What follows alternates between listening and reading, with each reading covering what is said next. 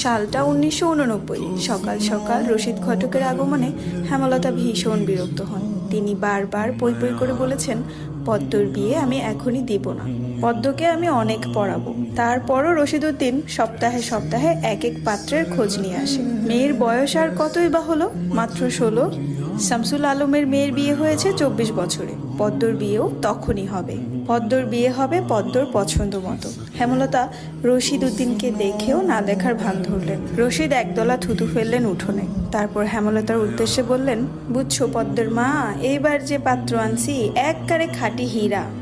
তারপর হেমলতা বিরক্ত ভরা কণ্ঠে জবাব দিলেন, আমি আমার মেয়ের জন্য এখনই পাত্র চাইনি। তবুও বারবার কেন আসেন আপনি? যুবতী মাইয়া ঘরে রাহন বালা না। তারপর হেমলতা বললেন, মেয়েটা তো আমার, আমাকেই বুঝতে দেন না। হেমলতার কণ্ঠে বিরক্তি ঝরে পড়ছে। রশিদ অনেক চেষ্টা করেও সুবিধা করতে পারলেন না। ব্যর্থ থমথমে মুখ নিয়ে সড়কে পা রাখেন। প্রতিদিনই কোনো না কোনো পাত্র এসে হাতে টাকা গুজে দিয়ে বলবে, মোর্শেদের বড় ছেলেটারে চাই।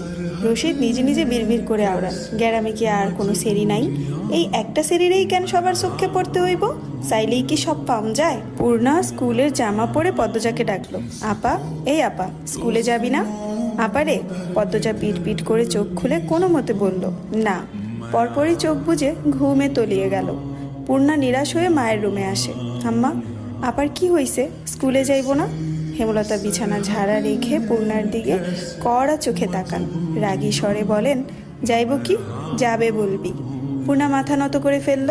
হেমলতার করা আদেশ, মেয়েদের পড়াশোনা করাচ্ছি, অশুদ্ধ ভাষায় কথা বলার জন্য নয়, শুদ্ধ ভাষায় কথা বলতে হবে। পূর্ণা মাথা নত করে দেখে হেমলতা তৃপ্তি পান। তার মেয়েগুলো মন্যতা চিনে খুবই অনুগত। তিনি বিছানা ঝাড়তে ঝাড়তে বলেন, পদ্মের শরীর ভালো না, সারা রাত পেটে ব্যথায় কাঁদছে, থাকুক, ঘুমাক। পূর্ণার কিশোরী মন বুঝে যায় পদ্মজা কিসের ব্যথায় কেঁদেছিল। সে রাতে নানাবাড়ি ছিল বলে জানতো না, ভোরেই চলে এসেছে। নানাবাড়ি হেঁটে যেতে 5 মিনিট লাগে। পূর্ণাকে চুপচাপ দাঁড়িয়ে থাকতে দেখে হেমলতা বলেন, তুই যা, মাথা নিচু করে যাবি, মাথা নিচু করে আসবি। আচ্ছা আম্মা। পূর্ণা রুমে এসে আয়নার সামনে দাঁড়ালো, নিজেকে খুঁটিয়ে খুঁটিয়ে দেখলো। এরপর গত মাসে মেলা থেকে আনা লাল লিপস্টিক গাঢ় করে ঠোঁটে মাখে। 14 বছরের পূর্ণা ইদানিং খুব সাজতে ইচ্ছে করে। হেমলতা সেজেগুজে স্কুলে যাওয়া পছন্দ করেন না বলে পূর্ণা আগে থেকে লিপস্টিক মাখেনি। টিনের দেয়ালে কাঠের ঘড়ির কাঁটায় 10টা বাজলো মাত্র, এখনো পদ্মজা উঠল না। হেমলতা মেয়েদের রুমে ঢুকেন। পদ্মজা 2 হাত ভাঁজ করে ঘুমাচ্ছে। জানালার পর্দা ভেদ করে আসা আলতো পেলব রৌদ্রের স্পর্শে পদ্মজার মিশ্রণ, পাতলা ঠোঁট, ফর্সা ত্বক চিকচিক করছে। হেমলতা বিসমিল্লা বলে 3 বার ফু দেন মেয়ের শরীরে।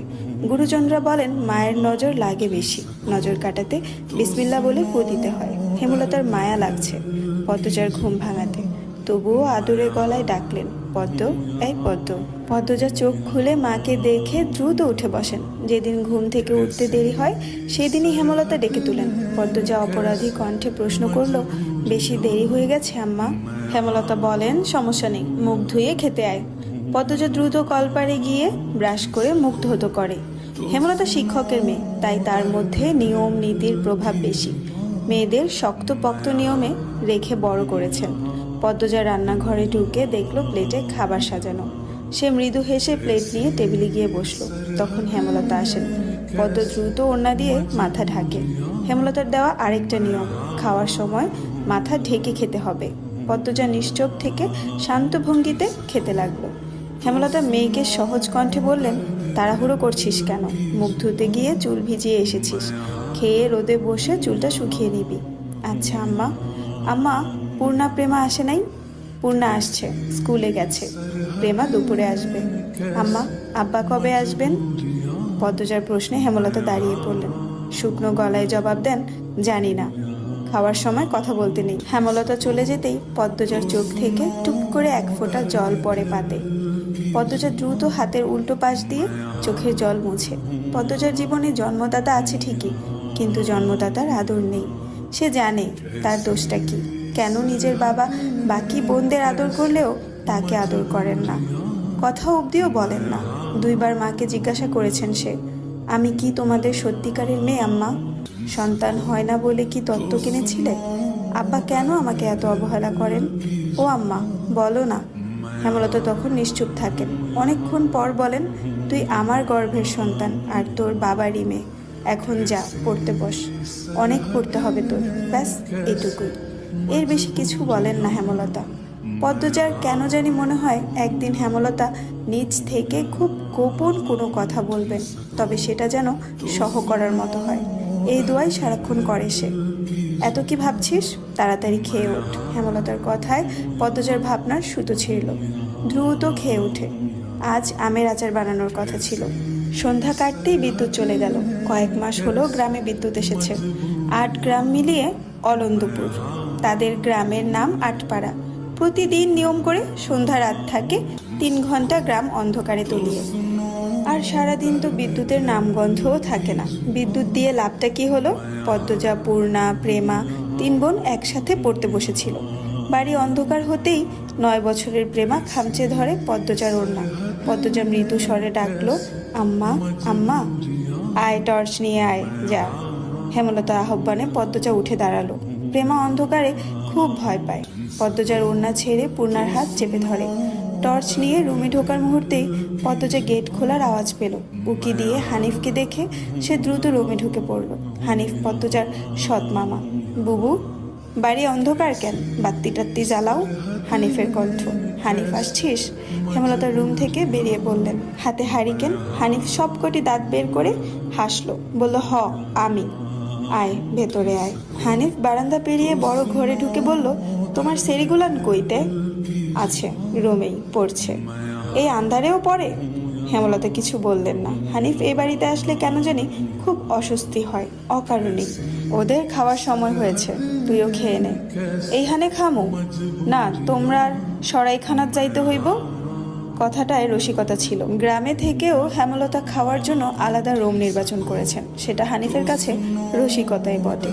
হেমলতা প্রশ্নের জবাবে সোজাসাপটা না দিয়ে বললেন, খেতে চাইলে খেতে আয়। পদ্মজা কিছুতেই খেতে আসলো না। কেমন জড়সড়ো হয়ে আছে। মনে হচ্ছে হানিফকে ভয় পাচ্ছে বা অবহেলা করছে। হানিফ 6 বছর সৌদিতে ছিল। 3 মাস হলো দেশে ফিরেছে। 3 মাসে যতবার হানিফ এই বাড়িতে পা রেখেছে ততবারই পদ্মজা অজুহাত দেখিয়ে দূরে দূরে থেকেছে। হেমলতার বিচক্ষণ মস্তিষ্ক মুহূর্তে ভেবে নিল অনেক কিছু, তাই জোর করলেন না। আজই এই লুকোচুরির ফয়সালা হবে। হানিফ পদ্মজাকে দেখার জন্য অনেক ছলচাতুরি করলো, কিছুতেই সুযোগ পেল না। বিদ্যুৎ আসার ঘন্টা খানেক পর হানিফ চলে যায়। পূর্ণা, প্রেমা রুমে ঢুকতেই পদ্মজা ঝাঁপিয়ে পড়ে। রুদ্ধ শ্বাস কণ্ঠে বলল, কতবার না করেছি লোকটার পাশে বেশিক্ষণ না থাকতে। তোরা কেন শুনিস না আমার কথা? পূর্ণা ও প্রেমা বিস্ময়ে হতবিহ্বল হলো। পদ্মজা কখনো তাদের এমন নিষেধ দেননি, তাহলে এখন কেন এমন বলছে? হেমলতা রুমে ঢুকতেই পদ্মজা চুপসে গেল। পদ্মজা, আমার রুমে আয়। মায়ের এমন কঠিন কণ্ঠ শুনে পদ্মজার কলিজা শুকিয়ে আসে। হেমলতা নিজের ঘরে চলে যান। হেমলতা মেয়ের দিকে তীক্ষ্ণ দৃষ্টিতে তাকিয়ে আছেন। পদ্মজা নতজানু হয়ে কাঁপছে। সুন্দরীরা ভীতু আর বোকা হয়, তার দৃষ্টান্ত প্রমাণ হলো পদ্মজা। হেমলতার খুব মায়া হয় পদ্মজার সাথে উঁচু কণ্ঠে কথা বলতে। পদ্মজা রূপসী বলেই হয়তো। গোপনে আবেগ লুকিয়ে তিনি বজ্র কণ্ঠে প্রশ্ন করলেন, কি লুকাচ্ছিস? হানিফের সামনে কেন যেতে চাস না? সে কি করেছে? পদ্মজা ফোপাতে থাকে। হেমলতা সেকেন্ড কয়েক সময় নিয়ে নিজেকে সামলান। কণ্ঠ নরম করে বলেন, হানিফ ধরিবাজ লোক, সৎ ভাই বলে বলছি না। আমি জানি তার ব্যাপারে যে কোনো কথা আমার বিশ্বাস হবে। তুই বল, কি লুকাচ্ছিস? মায়ের আদরে কণ্ঠে পদ্মজা আচমকা বাঁধ ভাঙা নদীর মতো হু হু করে কেঁদে উঠল।